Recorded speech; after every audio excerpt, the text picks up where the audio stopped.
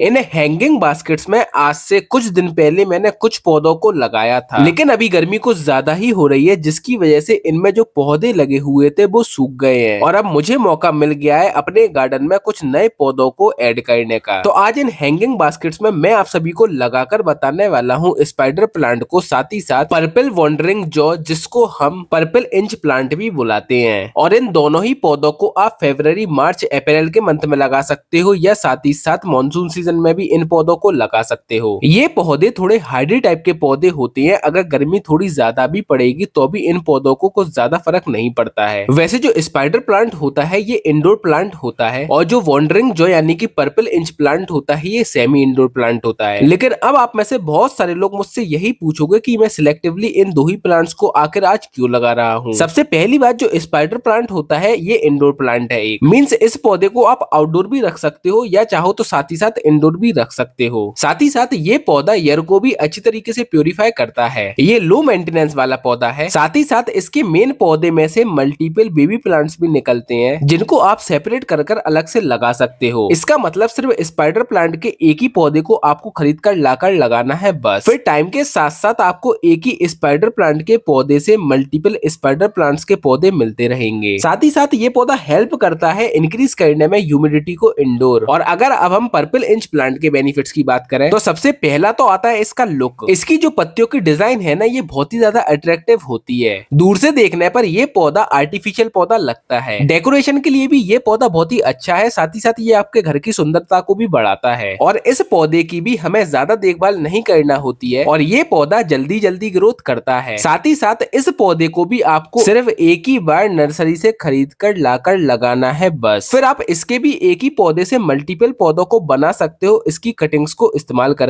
ये पौधा hanging basket के लिए भी one of the best plant होता है। साथ ही साथ अगर आप चाहो तो डायरेक्टली ग्राउंड में भी इस पौधे को लगा सकते हो। और अगर आप इस पौधे को ना डायरेक्ट सनलाइट में रखोगे तो इसकी जो पत्तियां होती है ना वो और भी ज्यादा डार्क बैगनी होती जाती है। बाकी इन दोनों ही पौधों को लगाने के बाद हाल आपको डायरेक्ट सनलाइट में नहीं रखना है। 2 से 3 दिनों के लिए कम्प्लीटली शेडी एरिया में रखना है, उसके बाद डायरेक्ट सनलाइट में रख दोगे इन पौधों को।